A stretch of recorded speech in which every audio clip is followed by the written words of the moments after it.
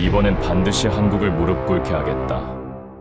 트럼프 대통령은 자신만만했습니다. 늘 그래왔대. 압도적인 압박과 심리전으로 상대는 결국 굴복할 거라 믿었죠. 그 무기는 단순했습니다. 주한미군 철수. 70년 동안 그 나라를 올가매던 네 글자. 그 말만 나오면 언제나 고개를 숙일 수밖에 없었던 나라. 하지만 이번엔 달랐습니다. 그들은 두려워하지 않았고 오히려 먼저 그 저주를 스스로 깨뜨렸습니다. 그리고 강대국들은 묻습니다. 작은 나라가 어떻게 제국의 협박을 무너뜨릴 수 있었을까? 그 힘은 어디서 나온 것일까? 세계 최강국의 오만을 무너뜨린 나라. 그 나라는 바로 대한민국입니다. 지금부터 그 놀라운 현장 속으로 들어가 보시죠. 미국에서 날아온 충격적인 이야기. 바로 시작합니다. 그리고 지금 어디에서 시청하고 계신지 댓글로 남겨주세요. 여러분의 이야기도 듣고 싶습니다. 그 전에 잠깐 1초 만에 누를 수 있는 좋아요 버튼을 꾹 눌러주시면 영상 제작에 큰 힘이 됩니다. 그럼 바로 사연 시작하겠습니다. 제 책상 위엔 늘 같은 문장이 있었어요. 한국은 미군 없이 생존 불가능하다. 오랫동안 그 문장을 의심 없이 복사했죠. 그게 상식이었으니까요. 그런데 어느 날 외교 전문지에서 충격적인 칼럼을 읽었습니다. 주한미군이 떠나도 한국은 끄떡없다. 처음엔 웃어넘겼어요. 말도 안 되는 소리라고요. 하지만 근거가 구체적일수록 제 얼굴이 굳어갔습니다. 그 순간 깨달았죠. 내가 오랫동안 믿어온 신념이 무너질 수도 있다는 걸 말입니다. 안녕하세요. 저는 마이클 앤더슨입니다. 국방부 자문위원으로 오랫동안 일했고 지금은 워싱턴 싱크탱크에서 한미동맹을 연구하고 있습니다. 워싱턴 중심가에 있는 제 사무실은 언제나 회색빛이었어요. 창밖으론 포토맥 강이 흐르고 국방부 청사가 보였죠. 그 풍경만큼이나 제 일상도 변함없이 반복됐습니다. 매일 아침 8시에 출근해서 커피를 마시고 보고서를 펼쳤어요. 그리고 늘 같은 문장을 타이핑했습니다. 한국의 안보는 주한미군 주둔에 전적으로 의존하고 있다. 20여 년간 그 문장을 수백 번도 넘게 썼을 겁니다. 의심할 이유가 없었어요. 한국전쟁 이후 70년이 넘는 세월 동안 미군이 한반도를 지켜왔으니까요. 북한이라는 위협이 존재하는 한 한국은 우리 없이 버틸 수 없다는 게 워싱턴의 절대 공식이었습니다. 동료들도 마찬가지였죠. 점심시간에 모이면 누군가 농담처럼 말하곤 했어요. 한국에서 미군 빠지면 바로 끝이라고요. 모두가 고개를 끄덕이며 웃었습니다. 그런데 그날 오후였어요. 제 책상 위엔 늘 쌓여있는 외교 전문지 더미가 있었습니다. 대부분 훑어보고 버리는 것들이었죠. 그런데 한 칼럼의 제목이 눈에 들어왔어요. 주한미군 철수, 시나리오, 한국은 정말 무너질까? 처음엔 또 어떤 학자의 허황된 주장이겠거니 싶었습니다. 하지만 첫 문단을 읽는 순간 제 손이 멈췄어요. 그 칼럼은 이렇게 시작했습니다. 한국의 국방비는 북한 전체 경제 규모의 거의 4배에 달한다고요. 예비병력은 260만 명이 즉시 투입 가능하다고요. 게다가 세계 군사력 순위 5위라는 겁니다. 저는 그 숫자들을 다시 읽었어요. 한 번도 아니고 3번도 넘게 읽었습니다. 말도 안 된다고 생각했죠. 그건 제 20여 년 경력을 정면으로 부정하는 내용이었으니까요. 하지만 칼럼 작성자의 이력을 보고 더 당황했습니다. 그는 전직 주한미군 정보분석관이었어요. 현장에서 오랫동안 데이터를 다뤘던 사람이었습니다. 허튼 소리를 쓸 사람이 아니었죠. 저는 그 자리에서 제 컴퓨터를 켜고 자료를 찾기 시작했어요. 한국의 국방비 추이, 군사력 평가, 방위산업 수출 규모까지요. 찾으면 찾을수록 제 얼굴은 굳어갔습니다. 한국은 세계에서 9번째로 많은 무기를 수출하는 나라였어요. 폴란드에 전차와 자주포를 대규모로 팔았고 호주에도 자주포를 수출했습니다. 심지어 미국의 동맹국들이 한국 무기를 사가고 있었던 겁니다. 더 충격적인 건 첨단 기술이었어요. 한국은 자체 전투기 개발에 성공했고 핵추진 잠수함 기술도 확보 중이었습니다. 인공지능 기반 자율무기 체계는 이미 실전 배치 단계였죠. 저는 그 순간 소름이 돋았어요. 이건 우리가 알던 한국이 아니었습니다. 제 머릿속이 복잡해졌어요. 20여 년간 제가 써온 보고서들이 떠올랐습니다. 한국은 미군 없이 생존 불가능. 주한미군은 한반도 안정의 핵심. 미군 철수는 곧 안보 붕괴. 그런데 지금 제 앞에 펼쳐진 데이터는 정반대를 말하고 있었어요. 한국은 이미 스스로를 지킬 능력을 갖췄다고요. 저는 그날 밤 잠을 이루지 못했습니다. 침대에 누워서도 계속 생각했어요. 만약 그 칼럼이 맞다면 어떻게 되는 걸까요? 우리가 오랫동안 믿어온 전제가 틀렸다면 우리의 전략 전체가 허상이었던 건 아닐까요? 더 무서운 생각이 들었습니다. 혹시 우리가 한국을 과소평가하며 오만해진 건 아닐까요? 다음 날 아침 출근하자마자 동료 한 명에게 조심스럽게 물었어요. 한국이 미군 없이도 버틸 수 있다는 분석을 본 적 있냐고요. 그는 코웃음을 쳤습니다. 말도 안 되는 소리라고 했죠. 한국은 우리 없으면 한 달도 못 버틴다고 단언했어요. 저는 더 이상 말을 잇지 못했습니다.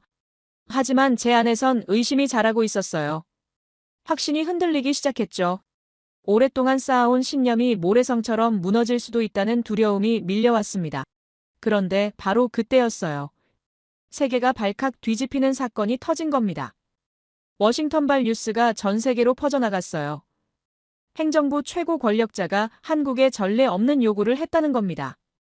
3,500억 달러를 현금으로 미국에 투자하라고요. 투자처는 미국이 정하고 수익도 대부분 미국이 가져가겠다고 했습니다. 손실이 나면 한국이 전부 책임지라고요.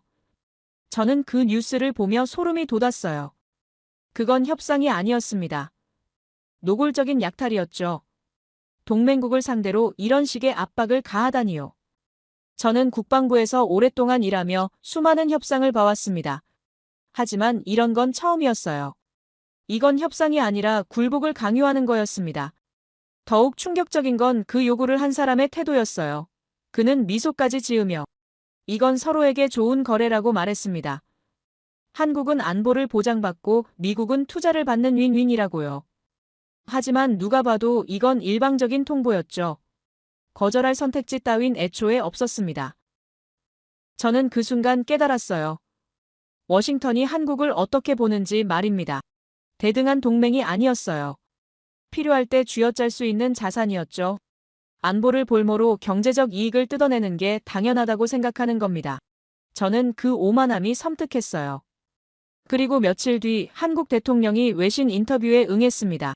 전 세계 언론이 그 인터뷰를 주목했죠. 모두가 한국이 어떤 반응을 보일지 궁금해했어요. 대부분은 결국 굴복할 거라고 예상했습니다. 미국을 거역한 나라는 없었으니까요. 하지만 한국 대통령의 답변은 모두의 예상을 뒤엎었습니다. 그는 단호하게 말했어요. 만약 그 요구를 받아들였다면 한국 경제는 무너졌을 거라고요. 그리고 자신은 국민들에게 탄핵당했을 거라고 했습니다. 저는 그 한 문장을 듣는 순간 전율이 흘렀어요. 그건 단순한 거절이 아니었습니다. 그건 미국의 오만함을 전 세계에 폭로하는 선전포고였죠. 탄핵이라는 단어는 그 요구가 얼마나 부당한지를 극명하게 보여줬습니다. 한 나라의 대통령이 목숨을 걸고 거부할 만큼 터무니없는 압박이었다는 걸 세상이 알게 된 겁니다. 저는 그날 사무실에서 멍하니 앉아 있었어요. 제 20여 년 경력이 송두리째 흔들리는 기분이었습니다. 한국은 약소국이 아니었어요. 미국의 보호가 필요한 의존국도 아니었죠. 그들은 이미 스스로 설 수 있는 힘을 가진 나라였습니다. 그리고 그 힘으로 세계 최강국의 횡포를 정면으로 막아낸 겁니다. 제 책상 위엔 여전히 그 문장이 있었어요. 한국은 미군 없이 생존 불가능하다. 하지만 이제 그 문장을 쓸 수가 없었습니다. 제 손이 키보드 위에서 멈췄어요. 20여 년간 의심 없이 써왔던 그 문장이 이제는 거짓말처럼 느껴졌습니다. 저는 결심했어요. 직접 확인하겠다고요. 데이터와 보고서가 아니라 제 두 눈으로 현장을 보겠다고 말입니다. 그 발언이 터진 순간 워싱턴 전체가 얼어붙었습니다. 3,500억 달러 요구는 단순한 협상안이 아니었어요. 그건 세계 최강국이 동맹국을 향해 던진 최후 통첩이었죠. 거부할 수 없을 거라는 오만한 확신이 깔려 있었습니다. 최고 권력자는 그 제안을 내놓으며 미소까지 지었다고 해요. 마치 선물을 주는 것처럼 말입니다. 미국 내부에선 누구도 의심하지 않았어요. 한국이 결국 받아들일 거라고 모두가 확신했죠. 역사가 그걸 증명했으니까요. 지난 수십 년간 미국이 요구하면 동맹국들은 고개를 숙였습니다. 일본이 그랬고 유럽 국가들도 마찬가지였죠. 안보를 볼모로 잡으면 거부할 나라는 없었어요. 저는 그 오만함이 얼마나 뿌리 깊은지 알고 있었습니다. 국방부에서 오랫동안 일하며 수없이 목격했거든요. 동맹국 회의에서 미국 대표들이 보이는 태도를 말입니다. 그들은 협상 테이블에 앉아서도 명령하듯 말했어요. 이건 제안이 아니라 통보였죠. 상대국 대표들은 불만스러운 표정을 지었지만 결국 서명했습니다. 그게 현실이었어요. 그런데 한국 정부가 달랐습니다. 외신 인터뷰에서 나온 그 한 문장은 모든 걸 뒤집어 버렸어요. 만약 그 요구를 받아들였다면 경제가 무너지고 탄핵당했을 거라는 말이었죠. 저는 그 발언을 처음 들었을 때 귀를 의심했습니다. 정말 저렇게 말할 수 있는 건가 싶었어요. 탄핵이라는 단어가 핵심이었습니다. 그 한 단어가 모든 걸 바꿔놨어요. 한국 정부는 그 요구가 얼마나 터무니없는지를 전 세계에 각인시킨 겁니다. 한 나라의 지도자가 목숨을 걸고 거부할 만큼 부당하다는 걸 보여준 거죠. 이건 단순한 거절이 아니었어요. 미국의 횡포를 만천하에 폭로한 선전포고였습니다. 더 무서운 건 그 다음이었어요. 한국 정부는 국제통화기금 위기를 언급했습니다. 90년대 후반 한국이 겪었던 그 악몽 말입니다. 저도 그 사건을 알고 있었어요. 한국 경제가 하루아침에 무너지고 수백만 명이 일자리를 잃었던 비극이었죠. 거리에 실업자들이 넘쳐났고 기업들이 줄줄이 파산했습니다. 한국 정부는 그 기억을 꺼내든 겁니다. 3,500억 달러를 현금으로 내놓으면 그때처럼 경제가 붕괴할 거라고 경고했어요. 그건 과장이 아니었습니다. 실제로 그 정도 규모의 자금이 한순간에 빠져나가면 어떤 나라도 버티기 힘들죠. 환율이 폭등하고 금융시장이 요동치며 기업들이 연쇄 도산할 겁니다. 저는 그 논리에 할 말을 잃었어요. 반박할 수가 없었습니다. 한국 정부는 감정적으로 반발한 게 아니었어요. 냉정하고 구체적인 근거로 미국의 요구를 해부해버린 겁니다. 경제 붕괴와 탄핵이라는 두 단어는 그 요구가 얼마나 위험한지를 명확히 보여줬죠. 워싱턴의 반응은 당혹감 그 자체였습니다. 최고 권력 중심부에서 긴급회의가 열렸다고 해요. 참모들이 모여서 대책을 논의했지만 묘수가 나오지 않았죠. 예상과 완전히 다른 상황이었으니까요. 한국이 고개를 숙이고 협상 테이블로 돌아올 거라 믿었는데 오히려 정면 돌파해버린 겁니다. 더 큰 문제는 세계 언론이었어요. 주요 외신들이 일제히 이 사건을 다뤘습니다. 런던의 유력 금융지는 미국의 규칙을 거부한 최초의 지도자라고 썼어요. 파리의 일간지는 더 철학적으로 접근했죠. 주권이라는 돌멩이가 패권의 균열을 냈다고 분석했습니다. 심지어 보수적이기로 유명한 경제 전문지도 특집 기사를 냈어요. 저는 그 헤드라인들을 하나하나 읽으며 소름이 돋았습니다. 세계가 한국을 주목하고 있었어요. 그리고 그 시선은 동정이나 걱정이 아니었습니다. 경외와 놀라움이었죠. 작은 나라가 거대한 제국에 맞서는 장면을 세상이 숨죽이며 지켜보고 있었어요. 미국 입장에서는 최악의 시나리오였습니다. 힘으로 밀어붙이던 방식이 통하지 않았을 뿐더러 오히려 악당으로 몰리고 있었어요. 한국 정부는 프레임 전쟁에서 완벽하게 승리한 겁니다. 동맹을 배신한 반역자가 아니라 국민을 지키는 애국자로 자리매김했죠. 저는 그 순간을 생생히 기억합니다. 제 사무실에서 동료 한 명이 황당하다는 표정으로 말했어요. 한국이 정말로 거부할 줄은 몰랐다고요. 그의 목소리엔 당혹감과 함께 뭔가 두려움 같은 게 섞여 있었습니다. 오랫동안 통하던 공식이 깨진 거니까요. 저도 마찬가지였어요. 20여 년간 쌓아온 제 인식체계가 흔들렸습니다. 한국은 미국에 의존하는 약소국이 아니었어요. 스스로 판단하고 결정할 수 있는 주권국가였죠. 그들은 미국의 압박 앞에서도 굴복하지 않았습니다. 오히려 그 압박을 무기로 바꿔버렸어요. 명분이라는 무기가 얼마나 강력한지를 저는 그때 처음 깨달았습니다.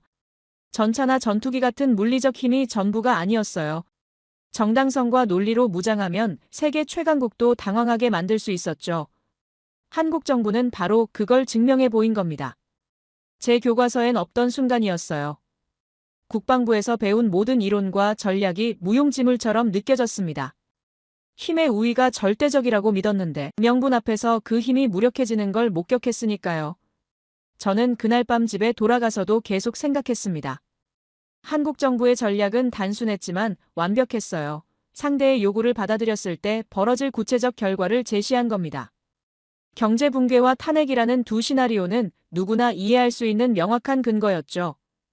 복잡한 외교 용어나 경제 이론이 필요 없었습니다. 그냥 상식적으로 판단해도 미국의 요구가 부당하다는 게 보였어요. 더 놀라운 건 타이밍이었습니다. 한국 정부는 미국이 다음 수를 두기 전에 선제 공격한 거예요. 조용히 협상 테이블에서 거부하는 게 아니라 전 세계가 보는 앞에서 폭로해버린 겁니다. 이렇게 되면 미국은 물러설 수도 없고 밀어붙이기도 어려워지죠. 진퇴양난에 빠진 겁니다. 저는 전략 연구가로서 감탄할 수밖에 없었어요. 이건 교과서에 실릴 만한 완벽한 심리전이었습니다. 약자가 강자를 상대할 때 쓸 수 있는 최선의 전략이었죠. 힘으로는 이길 수 없으니 명분으로 승부를 건 겁니다. 그리고 그 승부에서 이겼어요. 미국 내부는 혼란스러웠습니다. 어떻게 대응해야 할지 갈피를 못 잡았어요. 강경하게 나가자니 세계 여론이 나빠지고 물러서자니 체면이 깎이는 상황이었죠. 최고 권력자는 분노했다고 합니다. 자신의 제안이 공개적으로 거부당한 게 자존심 상했던 거죠. 하지만 분노한다고 해서 상황이 바뀌진 않았어요. 한국 정부는 이미 전 세계에 메시지를 전달했습니다. 우리는 부당한 요구에 굴복하지 않는다고요. 국민의 삶과 경제를 지키는 게 우선이라고요. 그 메시지는 명확했고 강력했습니다. 저는 그날 이후 한국을 다르게 보기 시작했어요. 더 이상 보호가 필요한 약소국이 아니었습니다. 스스로를 지킬 수 있을 뿐더러 불의에 맞서 싸울 용기도 가진 나라였죠. 그리고 무엇보다 똑똑했습니다. 감정이 아니라 전략으로 움직이는 나라였어요. 한국 정부의 반격이 터진 뒤 저는 이상한 걸 발견했습니다. 워싱턴 내부에서 나오는 반응이 예상과 달랐어요. 분노보다는 당황이 먼저였죠. 최고 권력 중심부에서 긴급회의가 열렸는데 참모들의 표정이 심상치 않았다고 합니다. 그들은 한 가지 문제에 부딪혔어요. 도대체 어떻게 반격해야 하는가 하는 것이었습니다. 미국이 오랫동안 써먹던 공식이 있었어요. 동맹국이 말을 안 들으면 간단했습니다. 동맹에 불복종하는 배신자라는 낙인을 찍으면 됐죠. 그러면 그 나라는 국제사회에서 고립되고 결국 무릎 꿇었습니다. 역사가 그걸 증명했어요. 수십 년간 통하던 마법 같은 공식이었죠. 그런데 한국 정부는 그 공식을 정면으로 깨부쉈습니다. 어떻게 깬 걸까요? 그들은 프레임 자체를 바꿔버린 겁니다. 미국이 만든 게임판에서 싸우길 거부하고 아예 새로운 판을 깔아버렸어요. 그 순간 저는 소름이 돋았습니다. 이건 단순한 외교 전술이 아니었어요. 완벽한 심리전이었죠. 미국의 프레임은 명확했습니다. 동맹이냐 배신이냐는 이분법이었어요. 미국의 요구를 받아들이면 충실한 동맹이고 거부하면 배신자라는 구도였죠. 이 프레임 안에선 한국이 어떤 선택을 해도 질 수밖에 없었습니다.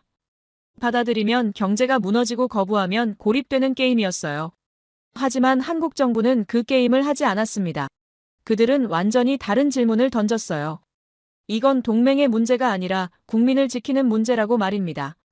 한 나라의 지도자가 자국민의 삶과 경제를 지키는 게 당연한 의무 아니냐고 반문한 겁니다. 그 순간 프레임이 완전히 바뀌었어요. 저는 그 변화를 실시간으로 목격했습니다. 세계 언론의 헤드라인이 달라지기 시작했어요. 런던의 주요 금융지가 가장 먼저 반응했습니다. 그들은 미국의 규칙을 거부한 최초의 지도자라고 썼어요. 배신자가 아니라 용기 있는 개척자로 묘사한 겁니다. 파리의 유력 일간지는 더 깊이 파고들었습니다. 미국의 패권이 한국에서부터 균열되고 있다고 분석했어요. 그 균열의 원인이 주권이라는 돌멩이 때문이라고 썼죠. 이건 단순한 외교 갈등이 아니라 세계 질서가 흔들리는 역사적 순간이라고 평가한 겁니다. 가장 놀라운 건 보수적이기로 유명한 경제 전문지의 반응이었어요. 그들은 늘 신중했고 미국 편에 서는 경향이 있었습니다. 그런데 이번엔 달랐어요. 특집 기사를 통해 한국 정부가 위험한 도박을 시작했다고 썼지만 그 도박이 성공할 가능성도 함께 다뤘습니다. 이건 미국 입장에선 최악의 시나리오였어요. 저는 그 기사들을 하나하나 읽으며 충격에 빠졌습니다. 세계가 한국을 배신자가 아니라 도전자로 보고 있었어요. 불의에 맞서는 용감한 나라로 평가하고 있었습니다. 미국이 의도한 프레임이 완전히 무너진 거죠. 오히려 미국이 탐욕스러운 제국으로 낙인 찍힐 위기에 처했어요. 프레임 전쟁이 뭔지 아십니까? 같은 사건을 어떻게 해석하느냐의 싸움입니다. 미국은 한국의 거부를 동맹 파괴로 만들고 싶었어요. 하지만 한국 정부는 그걸 국민 보호로 재정의했습니다. 그리고 세계는 한국의 프레임을 받아들였어요. 이게 얼마나 무서운 역전인지 아십니까? 저는 국방부에서 오랫동안 일하며 수많은 외교 분쟁을 봤습니다. 힘이 센 쪽이 이기는 게 당연했어요. 미국이 압박하면 상대국은 굴복했죠. 그게 현실이었습니다. 하지만 이번엔 달랐어요. 힘이 아니라 명분이 승리한 겁니다. 제 20여 년 경력이 통째로 부정당하는 기분이었어요. 한국 정부의 전략은 단순했지만 완벽했습니다. 그들은 감정적으로 반발하지 않았어요. 냉정하게 논리로 맞섰죠. 3,500억 달러를 내놓으면 경제가 무너진다는 구체적 근거를 제시했습니다. 그리고 그 결과 지도자가 탄핵당할 거라고 덧붙였어요. 이보다 더 명확한 거부 이유가 있을까요? 세계는 그 논리를 이해했습니다. 복잡한 외교 용어가 필요 없었어요. 누구나 알 수 있는 간단한 산술이었죠. 한 나라가 경제적 자살을 할 순 없다는 상식적 판단이었습니다. 한국 정부는 바로 그 상식에 호소한 겁니다. 미국 내부는 혼란에 빠졌어요. 최고 권력자는 분노했다고 합니다. 자신의 제안이 공개적으로 거부당한 게 자존심 상했던 거죠. 하지만 분노한다고 해서 상황이 나아지진 않았습니다. 오히려 더 꼬였어요. 세계 여론이 한국 편으로 기울고 있었으니까요. 참모들은 대책회의를 열었지만 묘안이 나오지 않았습니다. 강경하게 나가자니 탐욕스러운 제국이라는 비난이 쏟아질 게 뻔했어요. 물러서자니 체면이 말이 아니었죠. 진퇴양난이었습니다. 한국 정부가 완벽한 함정을 파놓은 거예요. 저는 그때 깨달았습니다. 외교는 힘만의 게임이 아니라는 걸 말입니다. 명분과 논리가 때로는 군사력보다 강할 수 있어요. 세계 여론을 장악하면 물리적 힘도 무력해집니다. 한국 정부는 바로 그 지점을 정확히 공략한 겁니다. 세계 언론의 보도는 계속됐습니다. 각국의 주요 매체들이 한국을 다뤘어요. 대부분 긍정적이거나 최소한 중립적이었습니다. 한국을 비난하는 기사는 거의 없었어요. 미국의 요구가 얼마나 부당한지가 명백했으니까요. 저는 동료들과 점심을 먹으며 이 이야기를 나눴습니다. 한 명이 씁쓸하게 웃으며 말했어요. 우리가 너무 오만했던 것 같다고요. 동맹국을 대등한 파트너가 아니라 통제 가능한 자산으로만 봤다고요. 그 말에 다들 침묵했습니다. 부인할 수 없는 진실이었으니까요. 한국 정부는 프레임 전쟁에서 완승을 거뒀습니다. 그들은 배신자가 아니라 애국자로 자리매김했어요. 미국의 횡포에 맞서 국민을 지키는 용감한 지도자로 평가받았죠. 이보다 더 완벽한 역전이 있을까요? 저는 전략 연구가로서 감탄할 수밖에 없었습니다. 트럼프에겐 하나의 신화가 있었습니다. 자신이 세계 최고의 협상가라는 신념이었어요. 그건 단순한 자신감이 아니었습니다. 그의 정체성 그 자체였죠. 그는 평생 그 이미지를 쌓아왔어요. 부동산 거래로 막대한 부를 축적하고 텔레비전 프로그램에서 단호한 결정자로 군림했습니다. 그의 지지자들은 그를 거래의 천재라고 불렀어요. 저는 워싱턴에서 그의 협상 스타일을 여러 번 목격했습니다. 그건 독특했어요. 상대를 압도하는 방식이었죠. 먼저 터무니없는 요구를 던집니다. 상대가 당황하는 걸 지켜보며 미소 짓죠. 그리고 조금씩 양보하는 척하면서 결국 자기가 원하는 걸 얻어냅니다. 상대는 협상에 성공했다고 착각하지만 실제론 트럼프가 계획한 대로 흘러간 거예요. 이 방식은 놀랍도록 효과적이었습니다. 유럽 동맹국들도 당했고 아시아 국가들도 예외가 아니었어요. 일본은 최근 말도 안 되는 협정에 서명했죠. 트럼프는 그 성과를 자랑스럽게 여겼습니다. 자신의 협상 능력을 다시 한번 증명했다고 믿었어요. 그래서 한국도 마찬가지일 거라고 확신했던 겁니다. 3,500억 달러 요구는 그의 전형적인 전략이었어요. 엄청난 금액을 먼저 제시하고 한국이 저항하면 조금씩 조건을 완화하는 척하며 원하는 걸 챙기려던 거죠. 그는 이미 승리를 확신했습니다. 한국이 결국 굴복할 거라고 믿었어요. 하지만 한국 정부의 반응은 예상을 완전히 벗어났습니다. 그들은 협상 테이블로 돌아오지 않았어요. 대신 전 세계 언론 앞에서 폭탄 선언을 했죠. 그 계약에 서명했다면 경제가 무너지고 탄핵당했을 거라는 말이었습니다. 그 한 문장이 뭘 의미하는지 아십니까? 트럼프의 제안이 형편없었다는 공개적 조롱이었어요. 세계 최고의 협상가라는 자부심에 정면으로 침을 뱉은 겁니다. 거래의 천재가 만든 계약이 너무 형편없어서 서명하는 순간 탄핵당할 수준이라는 거였죠. 저는 그 소식을 들었을 때 숨이 멎는 줄 알았습니다. 이건 단순한 거절이 아니었어요. 트럼프의 자존심을 정조준한 공격이었습니다. 그가 가장 아끼는 이미지를 산산조각 낸 거죠. 돈을 잃는 것보다 체면을 잃는 게 그에겐 더 큰 타격이었을 겁니다. 최고 권력 중심부의 분위기는 얼어붙었다고 합니다. 측근들이 긴급회의를 소집했지만 아무도 선뜻 말을 꺼내지 못했어요. 트럼프의 기분을 건드리면 안 됐으니까요. 그는 자신의 이미지에 병적으로 집착하는 사람이었습니다.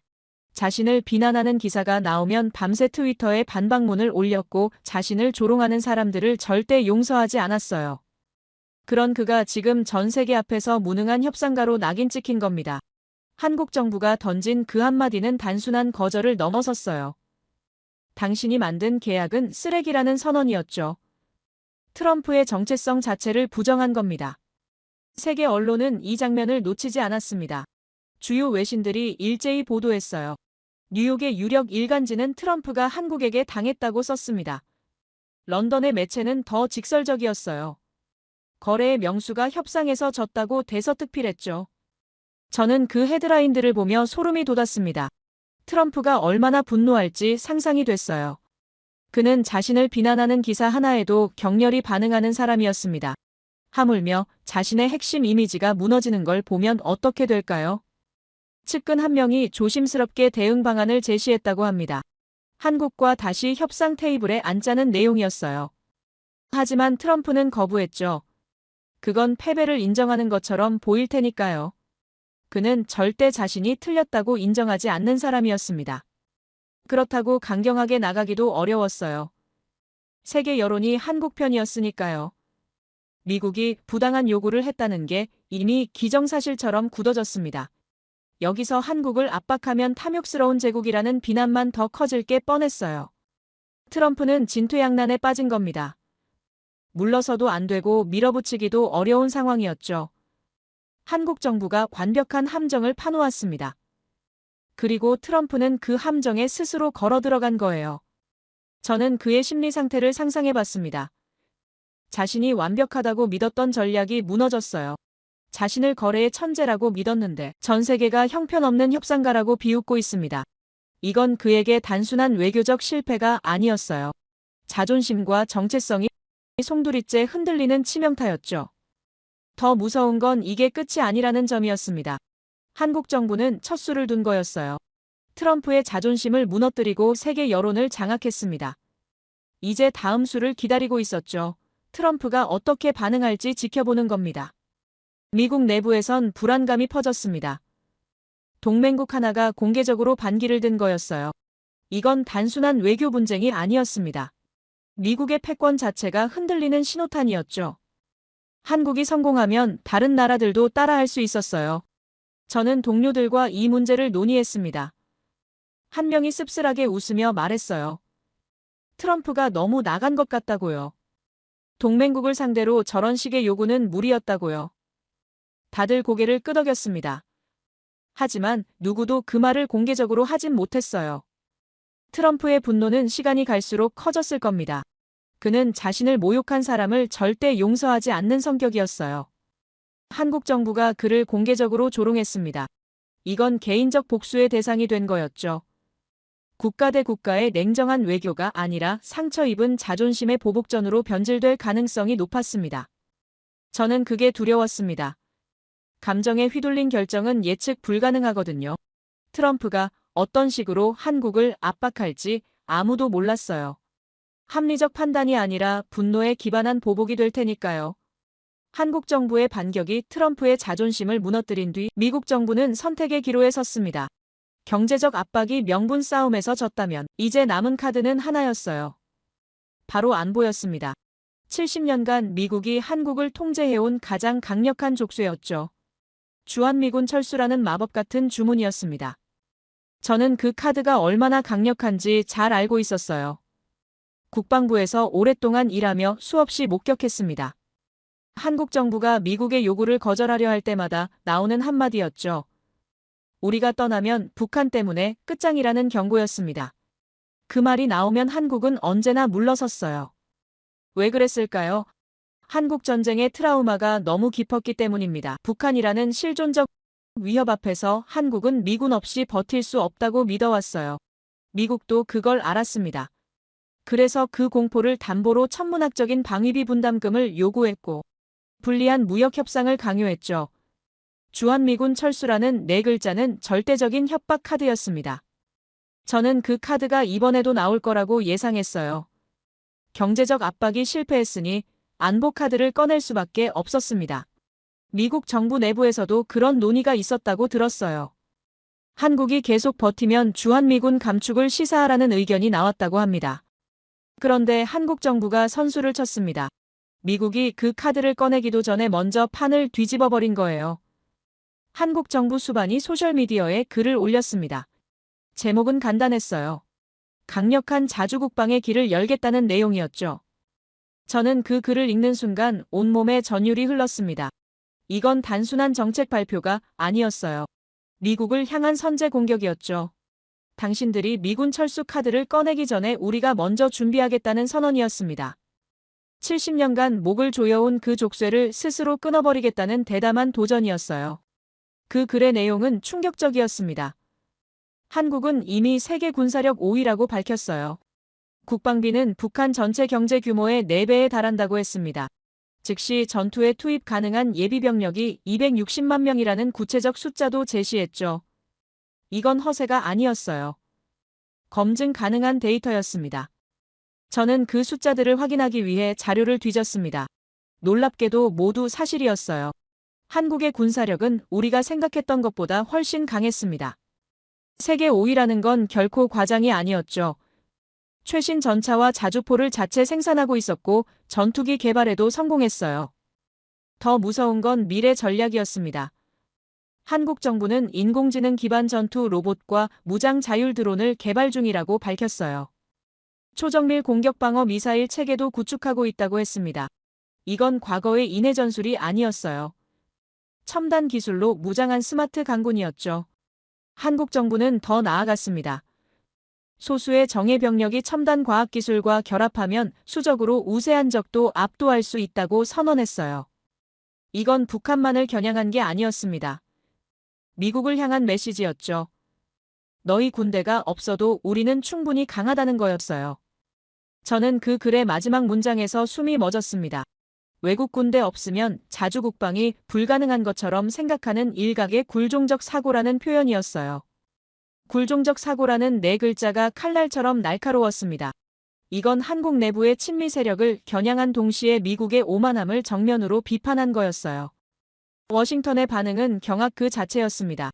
주한미군 철수는 70년간 절대적 협박 카드였어요. 그 카드만 꺼내면 한국은 언제나 물러섰습니다. 그런데 한국 정부가 먼저 그 카드를 무력화시켜버린 겁니다. 이제 미국이 주한미군 감축을 거론해봤자 한국은 알아서 하라고 할 게 뻔했어요. 저는 그 전략의 치밀함에 감탄할 수밖에 없었습니다. 한국 정부는 미국의 다음 수를 정확히 예측하고 있었어요. 경제적 압박이 실패하면 안보 카드를 꺼낼 거라는 걸 알았던 겁니다. 그래서 선수를 친 거죠. 상대가 카드를 꺼내기 전에 그 카드의 효력을 없애버린 겁니다. 미국 정부 내부는 혼란에 빠졌습니다. 국방부의 강경파들은 즉각 대응하자고 주장했어요. 한미 연합훈련을 중단하고 첨단 무기 기술 이전을 보류하라는 의견이 나왔죠. 한국의 배신에 대가를 치르게 해야 한다는 목소리였습니다. 하지만 그건 감정적 반응에 불과했어요. 냉정하게 계산하면 미국이 더 손해였습니다. 주한미군은 한국만을 위한 게 아니었어요. 동북아시아 전체를 감시하는 전략적 거점이었죠. 중국을 견제하고 일본을 안심시키는 핵심 축이었습니다. 한국에서 철수하면 미국의 영향력이 크게 약화될 게 뻔했어요. 외교부의 온건파들은 다른 의견을 냈습니다. 대화로 풀자는 입장이었어요. 한국의 불만을 듣고 타협점을 찾자고 주장했죠. 하지만 이미 늦었습니다. 한국 정부는 협상 테이블로 돌아올 생각이 없었어요. 그들은 자주국방이라는 새로운 길을 선택한 겁니다. 저는 동료들과 이 상황을 논의했습니다. 한 명이 한숨을 쉬며 말했어요. 우리가 한국을 너무 과소평가했다고요. 70년 전 전쟁의 기억에 갇혀서 현재의 한국을 보지 못했다고요. 다들 고개를 끄덕였습니다. 우리의 오만함이 결국 이 사태를 불렀던 거죠. 한국의 군사력 데이터는 계속 쏟아졌습니다. 폴란드에 전차와 자주포를 대규모로 수출했고 호주에도 무기를 팔았어요. 세계 9번째 무기 수출국이었습니다. 미국의 동맹국들이 한국 무기를 사가고 있었던 거죠. 이건 한국의 기술력을 증명하는 명백한 증거였어요. 더 놀라운 건 핵추진 잠수함 기술이었습니다. 한국은 이미 그 기술을 확보 중이었어요. 이건 극소수 국가만 보유한 최첨단 기술이었죠. 한국이 그 수준까지 도달했다는 건 더 이상 미국의 기술 지원이 필요 없다는 의미였습니다. 저는 그때 깨달았습니다. 주한미군 철수는 70년간의 마법 같은 주문이었지만 이제 그 주문은 깨졌다는 걸 말입니다. 한국은 더 이상 미군 보호가 절실한 약소국이 아니었어요. 스스로를 지킬 수 있는 강국으로 성장한 겁니다. 한국 정부의 선언은 단순한 정책 발표가 아니었습니다. 이건 심리전이었어요. 미국의 가장 강력한 무기를 무력화시키는 완벽한 전략이었죠. 공포를 담보로 한 협박은 더 이상 통하지 않았습니다.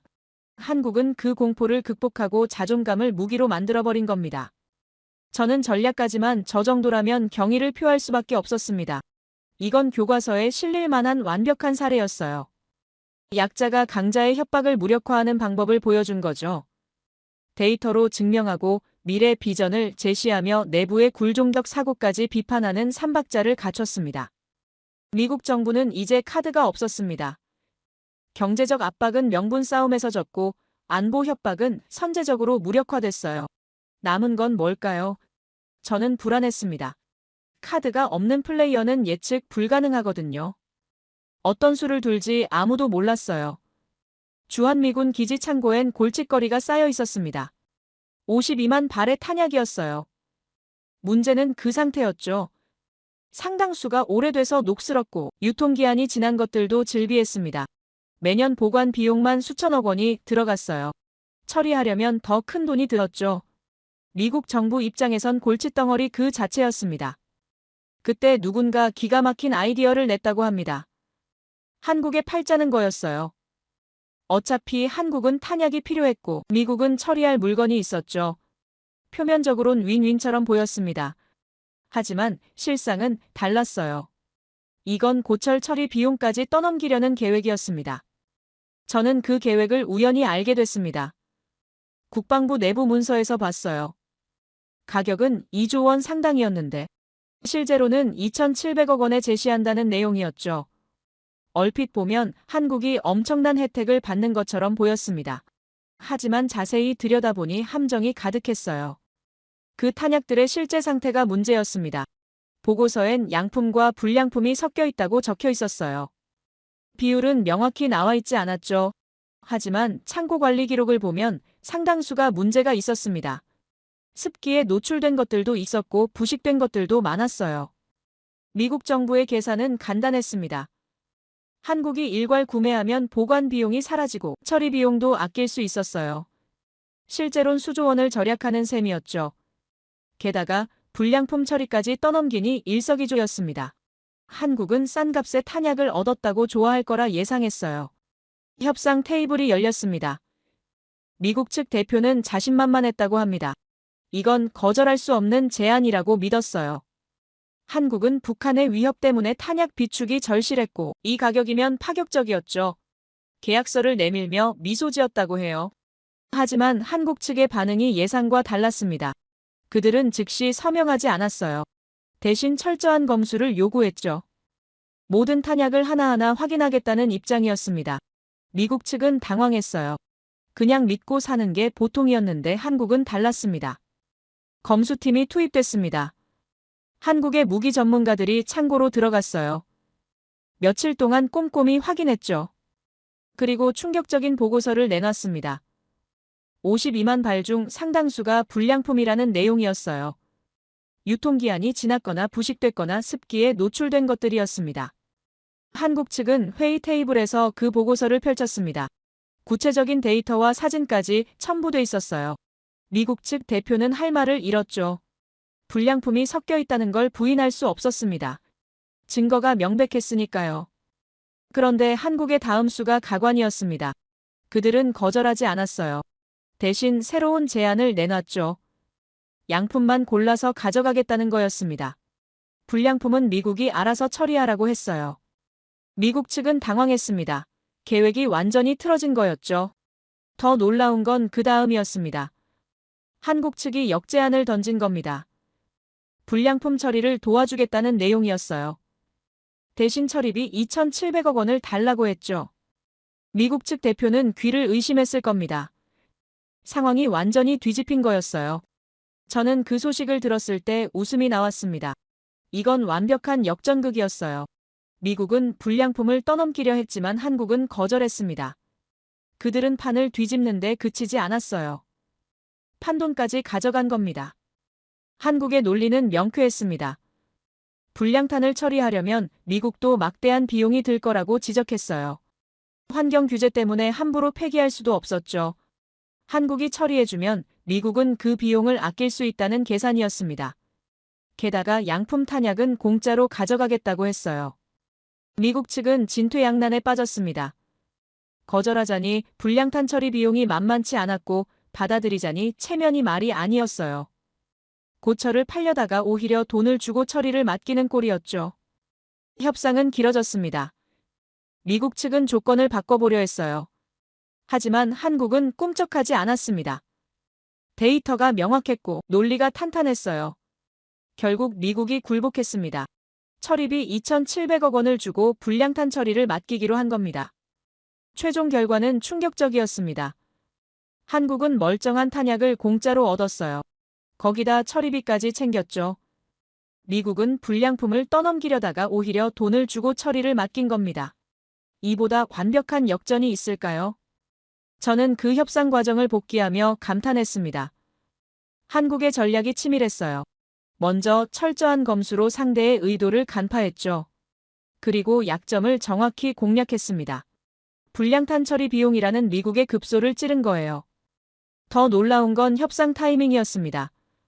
한국은 이미 미국과의 큰 싸움에서 승기를 잡고 있었어요. 3,500억 달러 요구를 거부하고 자주국방을 선언한 뒤였죠. 이런 상황에서 탄약 협상까지 이긴 겁니다. 연승을 거둔 거예요. 미국 내부의 반응은 충격이었습니다. 한국이 이렇게까지 똑똑할 줄 몰랐다는 반응이었어요. 단순히 군사력만 강한 게 아니었습니다. 협상 능력까지 뛰어났죠. 상대의 약점을 정확히 파악하고 공략하는 전략가들이었어요. 저는 동료와 이 이야기를 나눴습니다. 그가 씁쓸하게 웃으며 말했어요. 우리가 한국을 너무 우습게 본 것 같다고요. 보호가 필요한 약소국쯤으로 생각했는데 실제론 우리를 역관광 보낼 정도라고요. 저도 고개를 끄덕였습니다. 이 사건은 단순한 탄약 거래가 아니었습니다. 한국의 능력을 보여준 상징적 사건이었어요. 그들은 데이터로 무장하고 논리로 싸웠습니다. 감정이 아니라 냉철한 계산으로 움직였죠. 그리고 완벽하게 승리했어요. 협상의 신화가 산산조각 나는 장면을 보았습니다. 미국이 항상 이긴다는 믿음이 깨진 거였어요. 한국은 작은 나라였지만 결코 만만한 상대가 아니었습니다. 오히려 미국보다 더 영리하게 움직였죠. 하지만 그 승리의 여운이 채 가시기도 전에 저는 묘한 위화감을 느꼈습니다. 워싱턴이 너무 조용해진 거예요. 연이은 패배에 분노할 법한데 오히려 침묵이 흘렀죠. 그 침묵이 저를 불안하게 만들었습니다. 오랫동안 이곳에서 일하며 배운 게 하나 있었어요. 권력의 중심부가 조용해질 때가 가장 위험하다는 것이었습니다. 패배를 인정하지 않는 사람들의 다음 수는 항상 예측 가능했어요. 표면적으론 조용해지지만 물밑에선 더 치밀한 계획이 짜여지죠.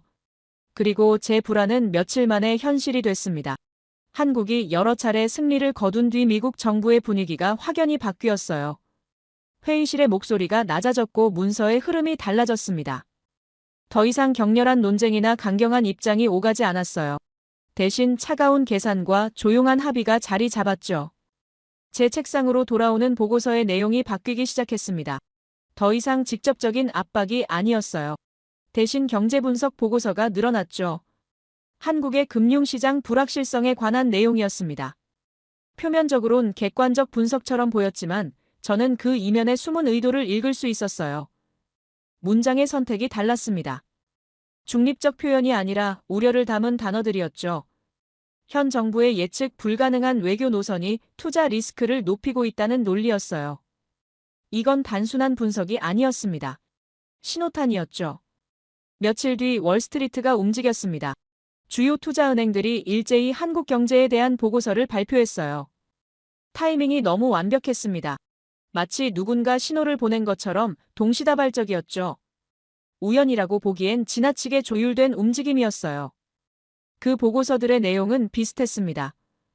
한국 정부의 외교 정책이 불확실성을 키우고 있다는 평가였어요. 투자자들에게 신중한 접근이 필요하다고 권고했죠.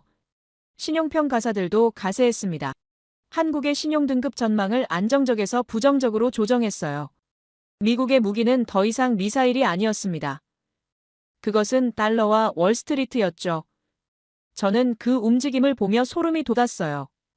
이건 시장의 자연스러운 반응이 아니었습니다. 너무나 정교하게 설계된 공격이었죠. 보이지 않는 손이 금융시장을 조종하고 있었어요.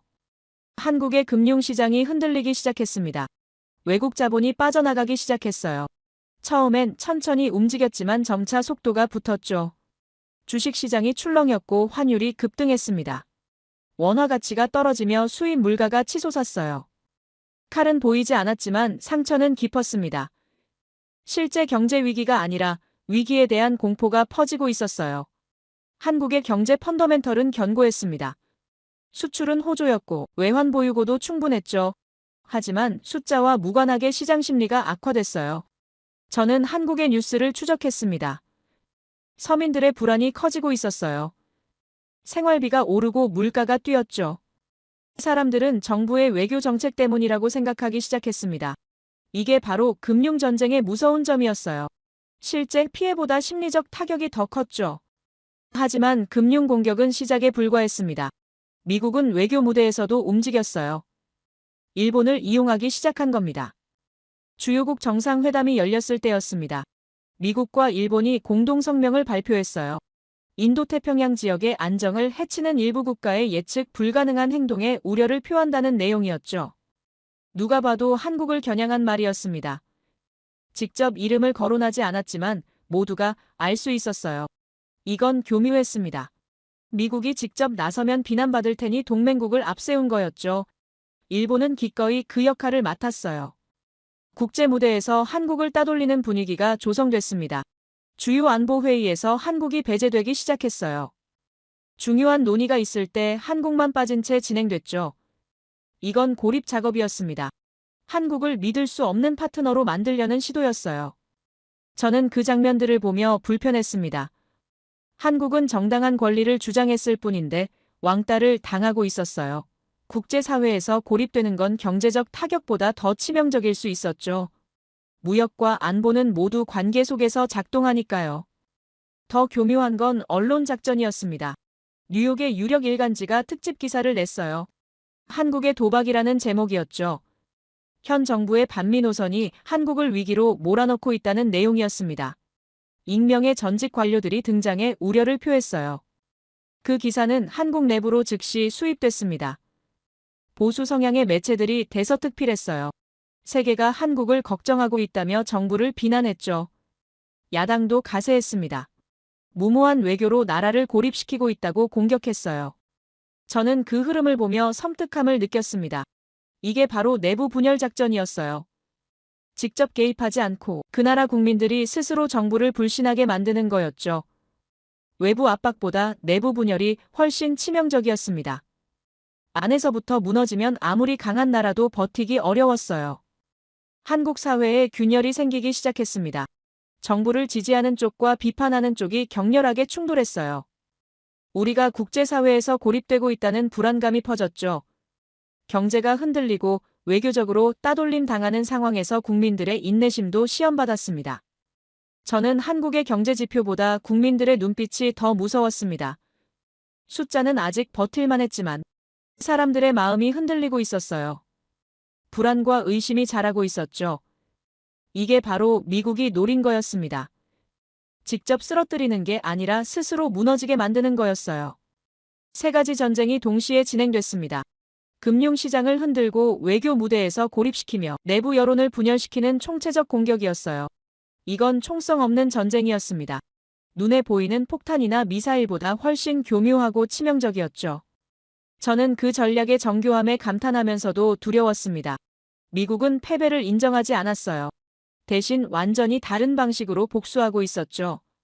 한국이 아무리 논리로 무장하고 데이터로 싸워도 이런 보이지 않는 공격은 막기 어려웠습니다.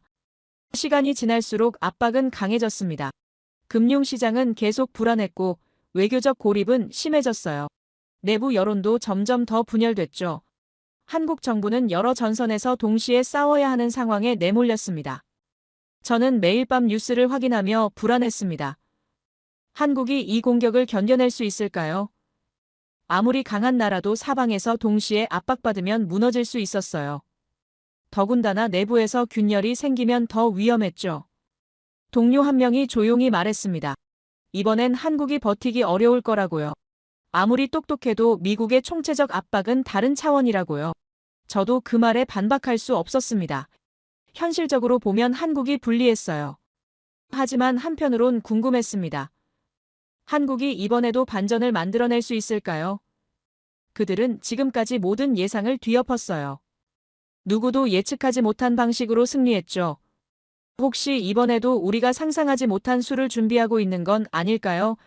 삼중 압박이 한국을 짓누르던 그 순간 정부 수반이 움직였습니다. 온 국민을 향해 단호한 메시지를 던진 거예요. 우리는 흔들리지 않는다는 선언이었죠. 그 말은 단순했지만 강력했습니다. 복잡한 외교 용어 없이 국민과 경제를 지킬 뿐이라고 했어요. 금융시장 불안에 대해선 구체적 대책을 내놨습니다. 외환 보유고가 충분하고 수출은 호조라는 데이터를 제시했죠. 외교적 고립 시도에 대해선 더 많은 나라들과 관계를 확대하겠다고 밝혔어요. 미국 중심의 질서가 아니라 다변화된 외교를 펼치겠다는 청사진이었습니다. 그 메시지가 국민들에게 닿기 시작했습니다. 처음엔 불안해하던 사람들이 점차 깨닫기 시작했어요. 정부가 잘못한 게 아니라 정당한 권리를 주장했다는 걸 말입니다.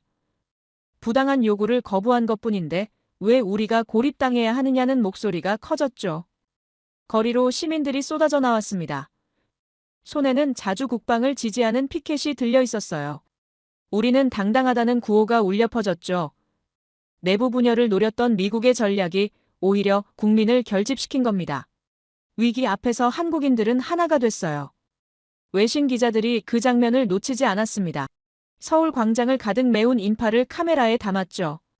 세계 언론의 논조가 바뀌기 시작했어요. 처음엔 한국의 위험한 도박이라던 보도가 달라졌습니다. 이제는 한국의 용기 있는 도전이라고 썼어요. 파리의 유력 일간지가 특집 기사를 냈습니다. 한국은 강대국의 질서를 거부한 최초의 국가라고 평가했어요. 작은 나라가 불의에 맞서는 모습이 전 세계에 영감을 준다고 썼죠. 런던의 경제 전문지도 가세했습니다. 협상력의 새로운 교본이라는 제목이었어요. 다른 중소국가들도 주목하기 시작했습니다. 한국의 성공이 자신들에게도 가능성을 보여줬어요. 미국의 부당한 요구에 굴복하지 않아도 된다는 희망을 준 겁니다. 세계 질서에 균열이 생기고 있었죠. 워싱턴의 분위기가 묘하게 변했습니다. 한국을 압박하던 목소리가 줄어들었어요. 오히려 대화를 모색해야 한다는 의견이 나오기 시작했죠. 강경 일변도 전략이 실패했다는 걸 인정하는 분위기였습니다. 동료 한 명이 조용히 말했습니다. 우리가 한국을 너무 몰아붙인 것 같다고요. 정당한 권리 주장을 배신으로 몰았다며 반성하는 목소리였어요. 다른 이들도 고개를 끄덕였습니다. 분위기가 완전히 바뀌고 있었죠. 그 모든 과정을 지켜보며 깨달은 게 있습니다. 한국은 더 이상 약자가 아니었어요. 스스로의 길을 선택한 강자였죠. 힘이 아니라 명분으로 싸웠고 데이터와 논리로 무장했습니다. 그리고 가장 중요한 건 국민들이 함께했다는 점이었어요. 제 책상 위엔 여전히 그 문장이 있습니다. 한국은 미군 없이 생존 불가능하다는 문장이었죠. 20여 년간 의심 없이 써왔던 그 말을 이제 더 이상 쓸 수 없게 됐어요. 한국은 그 문장이 거짓임을 증명해 보였습니다. 미국인으로서 부끄러웠지만 인간으로서는 감동했습니다. 한 나라가 자존심을 지키기 위해 싸우는 모습이 아름다웠어요. 세계 최강국의 압박 앞에서도 굴복하지 않는 용기가 경이로웠죠. 이건 단순한 외교 분쟁이 아니었습니다. 새로운 시대가 열리는 역사적 순간이었어요. 오랫동안 국방부에서 일하며 수많은 협상을 받습니다. 힘이 센 쪽이 이기는 게 당연했죠. 하지만 한국은 그 공식을 깼어요. 명분과 논리가 물리적 힘을 이길 수 있다는 걸 증명했습니다. 제 20여 년 경력이 송두리째 뒤집히는 경험이었어요. 한국이 보여준 건 단순한 승리가 아니었습니다. 약자가 강자와 맞서는 방법론이었어요. 데이터로 무장하고 명분을 확보하며 국민과 함께 싸우는 것. 그게 바로 한국의 전략이었죠. 이제 전 세계가 그 전략을 배우고 있습니다. 역사는 이 장면을 기록할 겁니다. 한국의 반란이자 승리로 말입니다. 작은 나라가 거대한 제국에 맞서 자존심을 지킨 순간으로요. 그리고 그 승리는 힘이 아니라 정의로 이루어졌다고 쓸 거예요. 동맹이란 뭘까요? 한쪽이 일방적으로 명령하고 다른 쪽이 복종하는 관계일까요? 아니면 서로 존중하며 대등하게 협력하는 관계일까요? 한국은 후자를 택했습니다. 그리고 그 선택이 옳았다는 걸 증명했어요. 앞으로 미국과 한국의 관계가 어떻게 될지 모릅니다. 하지만 한 가지는 분명해요. 예전처럼 일방적인 관계로는 돌아갈 수 없다는 점입니다. 한국은 이미 자신들의 힘을 증명했고 세계는 그걸 목격했어요. 이제 미국도 한국을 대등한 파트너로 인정할 수밖에 없습니다. 연구자로서 한국을 의존국이라 규정했던 제 자신이 부끄럽습니다. 편견에 갇혀 현실을 보지 못했어요. 70년 전 전쟁의 기억에 머물러 지금의 한국을 보지 못한 겁니다. 하지만 이제 알았습니다. 한국은 더 이상 보호가 필요한 나라가 아니에요. 오히려 세계가 한국에게 배워야 합니다. 불의에 맞서는 용기를 말입니다. 데이터와 논리로 무장하는 지혜를 말이죠. 그리고 무엇보다 국민과 함께 싸우는 힘을 배워야 해요. 한국이 보여준 그 모든 것들이 인류의 새로운 교과서가 될 겁니다. 제 이야기가 누군가에게 닿았으면 좋겠습니다. 특히 강대국의 압박에 시달리는 작은 나라들에게 말입니다. 한국의 사례가 희망이 되길 바랍니다. 굴복하지 않아도 된다는 용기를 주길 바라요. 명분과 논리로 맞서면 승리할 수 있다는 걸 보여주길 바랍니다. 제 이야기를 끝까지 들어주셔서 감사합니다. 한국의 용기 있는 도전이 세계에 더 많은 변화를 가져오길 바랍니다. 모두 안녕히 계세요. 오늘의 사연 어떻게 들으셨나요? 작은 나라가 거대한 제국의 압박 앞에서 보여준 선택 그리고 그 과정에서 드러난 자존심과 전략은 분명 많은 걸 생각하게 만듭니다. 누군가는 무모하다고 할 수도 있고 또 다른 누군가는 용기라 말할 수도 있겠죠. 중요한 건 그 선택이 단순한 정치적 결정이 아니라 국민의 삶과 미래를 지키기 위한 몸부림이었다는 점입니다. 그리고 그 이야기는 아직 끝나지 않았습니다. 앞으로 어떤 길로 흘러갈지는 우리 모두가 지켜봐야 할 문제일 겁니다. 여러분은 어떻게 생각하시나요? 여러분의 생각을 아래 댓글에 남겨주세요. 그리고 감동적인 사연을 주변 사람들과 공유하고 함께 이야기 나눠보세요. 마지막으로 1초밖에 걸리지 않는 구독과 좋아요, 알림 설정은 영상 제작에 큰 힘이 됩니다. 지금까지 감동을 담아 여러분께 진심을 전하는 감동담기였습니다. 오늘 하루도 행복한 하루 보내세요.